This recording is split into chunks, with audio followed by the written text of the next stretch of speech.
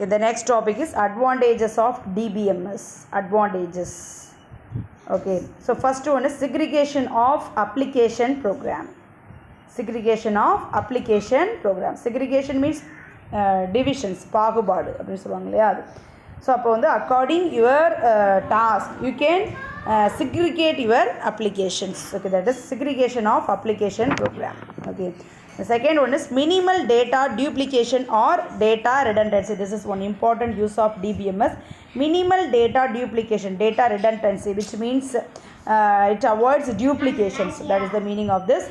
Then third one is easy retrieval of data using query language. So using query language, you can we can very easily retrieve data from the database. சரியா? So அப்போ நம்ம query language use பண்ணி ஈஸியாக டேட்டாபேஸ்லேருந்து நம்மளுக்கு என்ன data வேணுமோ அதை நம்மளால் ரிட்ரைவ் பண்ண முடியும். ஓகே, அதுதான் வந்து easy retrieval of data using the query language. The last one is reduced development time and maintenance. So நம்ம டேட்டாபேஸ் க்ரியேட் பண்ணுறதுக்கு நிறைய டைமோ நிறைய மெயின்டெனன்ஸோ கிடையாது. Very easily we can create a database and tables. Okay, so these are all the advantages of DBMS. What are they? Segregation of application program, minimal data duplication, easy retrieval, reduced development time and maintenance. Okay, wow.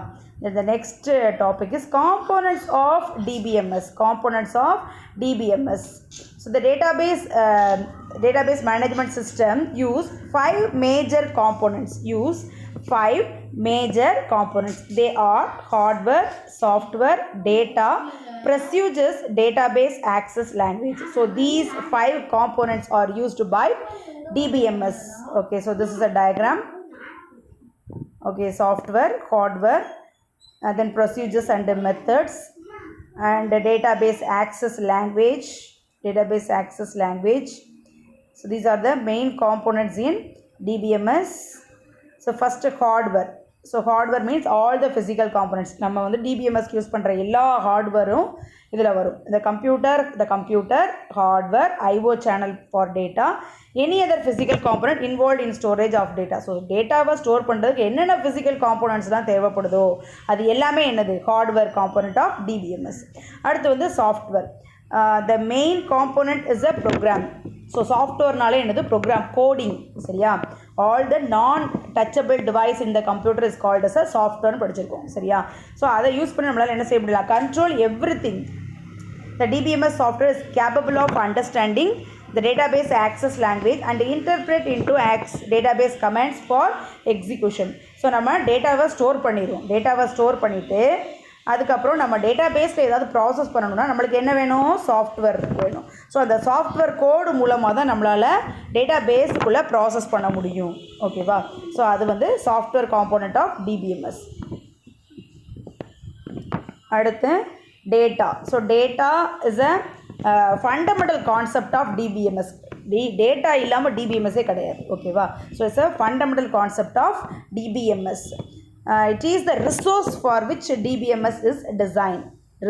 Okay, so DBMS creation is to store, utilize data. So DBMS ஓட ஒர்க்கே என்னது? டேட்டாவை store பண்ணுறது, அதை utilise பண்ணுறது. இது ரெண்டும் தான் வந்து டேட்டாபேஸோட main work. So data is one of the important component in DBMS. Then procedures and methods. Procedure in the sense set of codes, no? So நிறைய கோட் யூஸ் பண்ணி நம்ம அந்த ப்ரொசீஜரை wherever we need, whenever we need, we can easily call it and use it. That is called as a procedures method. It's like a function இல்லையா? So அந்த ஃபங்க்ஷனும் நம்ம நிறைய functions வந்து இந்த DBMSல யூஸ் பண்ணுவோம். எதுக்குன்னா இன்ஸ்டாலேஷன் ஆஃப் DBMSஐ இன்ஸ்டால் பண்ணுறதுக்கு, டேட்டாபேஸை manage பண்ணுறதுக்கு, பேக்கப் எடுத்து வச்சு, பேக்கப்னா இது இன்னொரு காப்பி. இந்த மாதிரி சப்போஸ் ஒரு டேட்டா நம்மக்கிட்ட இருக்கிற டேட்டாபேஸ் வந்து கிராஷ் ஆகிடுச்சு அப்படின்னா நம்ம வந்து அந்த இன்னொரு டியூப்ளிகேட் காப்பி ஒன்று எடுத்து வச்சுக்கோ இல்லையா? அதுதான் பேக்கப் காப்பி. அதை நம்ம என்ன செஞ்சுக்கலாம்? யூஸ் பண்ணிக்கலாம். ரிப்போர்ட் ஜென்ரேட் பண்ணுறதுக்கு. இது எல்லாத்துக்கும் நம்மளுக்கு என்ன யூஸ் ஆகும்? ப்ரொசீஜர்ஸ் அண்டு மெத்தட்ஸ் யூஸ் ஆகும். ஓகேவா? So procedure or method is one of the important component in DBMS. So that procedure or method is used for managing the DBMS. Okay, managing the DBMS, it has different types of procedures or methods available in DBMS. So that procedure and methods is used for different purposes. One example is take a backup copy report generation. Okay, அடுத்தது database access language. So database access language, writing command similar to writing commands. So writing commands that is helpful for accessing the data, inserting new data, update existing data, delete existing data. நம்ம இந்த access language use பண்ணி என்னென்ன ஆப்ரேஷன்ஸ்லாம் பண்ணுவோம் அப்படின்னா வந்து டேட்டாபேஸை நம்மளால் முதல்ல access பண்ண முடியும். நம்மளோட சாஃப்ட்வேர் நம்மளோட கம்ப்யூட்டரில் வந்து நம்மளால் ஓப்பன் பண்ண முடியணும். ஸோ அதுக்கு சம் கோடிங். அதுக்கப்புறம் நியூ ரெக்கார்டை நம்மளால் இன்சர்ட் பண்ண முடியணும். ஓகேவா, அடுத்து வந்து ஆல்ரெடி இருக்கிற ரெக்கார்டில் வந்து எதாவது அப்டேஷன் வேணும் அப்படின்னா அப்டேட் கமெண்ட் நம்ம யூஸ் பண்ணணும். டெலிட் அப்படின்னா ஆல்ரெடி இருக்கிற ரெக்கார்டில் ஏதாவது ஒன்று வேண்டாம் அப்படின்னா அதை ரிமூவ் பண்ணணும். ஸோ இந்த எல்லா ஃபங்க்ஷன்ஸும் நம்மளுக்கு எது தான் பண்ணும், இந்த ஆக்சஸ் லாங்குவேஜ் தான் பண்ணும். Okay, so what are the important components in DBMS? Hardware, software, procedures, data, database access language. So these 5 are the important components in database management system components. ஓகேவா, அடுத்து வந்து டேட்டாபேஸ் ஸ்ட்ரக்சர். டேட்டாபேஸ் எப்படி இருக்கும் அப்படின்னா வந்து table is the entire collection of related data. This is important one word. Table is the entire collection of related data in one table. So related இருக்கிற இன்ஃபர்மேஷனை நம்ம என்ன செஞ்சிருப்போம், டேபிள் ஃபார்மெட்டில் ஸ்டோர் பண்ணியிருப்போம். For example student table அப்படின்னா ஸ்டூடெண்ட்டோட name, ஸ்டூடெண்ட்டோட number, ஸ்டூடெண்ட்டோட class, அவரோட marks, அது எல்லாம் தான் அந்த டேபிளில் இருக்கும். ஸோ ரிலேட்டட் டேட்டா, இந்த டேர்ம் வந்து மிஸ் பண்ணாமல் எழுதணும். Related data in one table refer to us file. அதை நம்ம எப்படின்னு சொல்லலாம், ஃபைலுன்னு சொல்லலாம், இல்லை டேபிள்னு சொல்லலாம். ஸோ ஃபைலுன்னு சொன்னாலும் சரி, டேபிள்னு சொன்னாலும் அது எதை தான் குறிக்கும், டேபிளை தான் குறிக்கும். Where the data is organised as row and column. So அப்போ டேபிளோட ஃபார்மெட் எப்படி இருக்கும் அப்படின்னா ரோ அண்ட் காலமாக தான் இருக்கும். டேபிளோட ஃபார்மெட் வந்து ரோ அண்ட் காலமாக இருக்கும். ஓகேவா, so this is row 1, row 2, row 3, column 1, column 2. So this is a table. So this table contains 3 rows and 2 columns. ஓகேவா, ஸோ இப்படி தான் இருக்கும். ஓகேவா, each row in a table represents a record. Each row in a table is represents a record. So அப்போ ஒரு ரோங்கிறது என்னது, ஒரு record. சரியா, ஒரு எக்ஸாம்பிள், இப்போ வந்து ஒரு டேபிள் ட்ரா பண்ணியிருக்கேன்.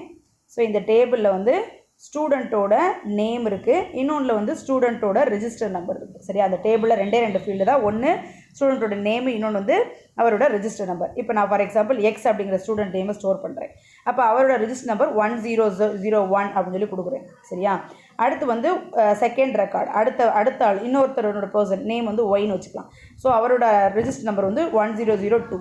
சரியா, ஸோ அப்போ இந்த ரெக்கார்டில் இந்த டேபிளில் 2 ரெக்கார்டு இருக்குது. ஒன்று வந்து எக்ஸ் ரெக்கார்டு, இன்னொன்று வந்து ஒய் ரெக்கார்டு. அதாவது எக்ஸுங்கிற பர்சனோட ரெக்கார்டு, ஒய்ங்கிற எக்ஸ் ஸ்டூடெண்ட்டோட ரெக்கார்டும் ஒய் ஸ்டூடெண்ட் அப்படிங்கிற ரெக்கார்டும் நம்மகிட்ட இருக்குது.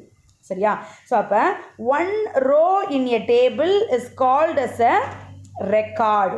ஒரு டேபிளில் இருக்கிற ஒரு ரோ, அந்த ஹரிசாண்டலாக இருக்கிற ஒரு ரோவை நம்ம என்னென்னு சொல்கிறோம், ஒரு ரெக்கார்டு.